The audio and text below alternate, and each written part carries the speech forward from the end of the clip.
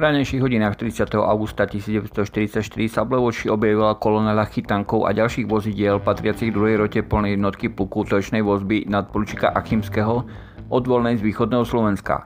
Tankisti sa bez váhania pridali k revolučným udalostiam, ktoré už boli v plnom prúde. Po poludňajších hodinách boli 2 tanky nasadené do útoku smerom na Kežmarok proti miestnemu Hajmančusu Slovakaj a situáciu v tomto priestore zmenil vpád 2 nemeckých formácií zapojených do invázie na Slovensko. Prvou bol útočný pluk 1. tankovej armády. Šlo o jednotku o sile približne 1200 mužov, zloženú z 2 peších práporov prieskumnej čaty a delostreleckého oddielu. Ďalšou formáciou bola SS Kampfgruppe Schäfer, vyčlenená z 18. SS divízie Horst Wessel. Jednotku tvoril prápor pancierových granátnikov, zahŕňajúci aj zmiešanú rotu s protitankovými a protilietadlovými kanónmi a ďalšie podporené jednotky, dohromady asi 1200 mužov.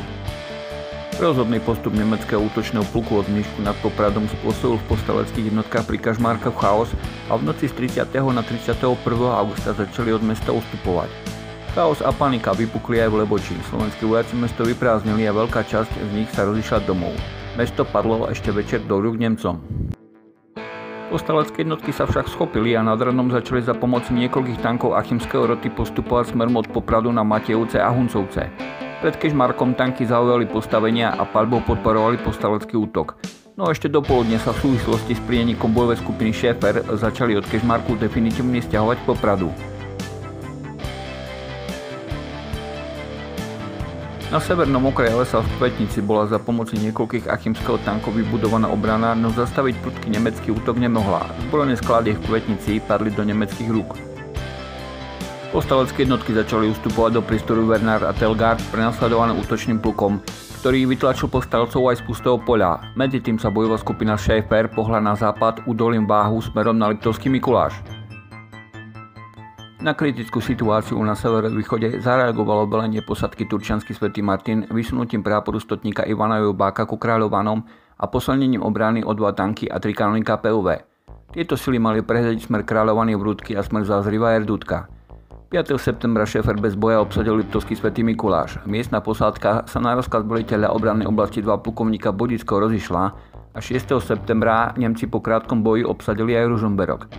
Podľa rozkazu velenia povstaleckej armády sa veliteľstvo obrannej oblasti 2 malo presunúť do Liptovskej osady. Plukovník Bodický bol za nezvládnutie situácie odvolaný a velenie obrannej oblasti 2 prevzal plukovník Černiek, ktorý skonsolidoval obranu jednotiek Československej armády a na tomto úseku na severných a severovýchodných okrajoch Nízkych Tatier a pri Bielom potoku. Z Ružomberka Schäfer postupoval údolím Váhu ďalej na západ a narazil na obrannú líniu práporu Jobák, ktorú rýchlo prekonal. 14. septembra došlo východne od Kráľovianku spojeniu skupiny Schäfer a jednotiek 178.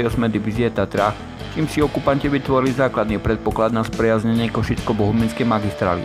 No k spriazneniu došlo až v októbri a tento mesačný výpadok dôležitého železničného spojenia im znemožnil ho využiť na zásobovanie svojich jednotiek na východnom fronte, kde od 8. septembra bola v plnom prúde Karpatsko-Duklianská operácia.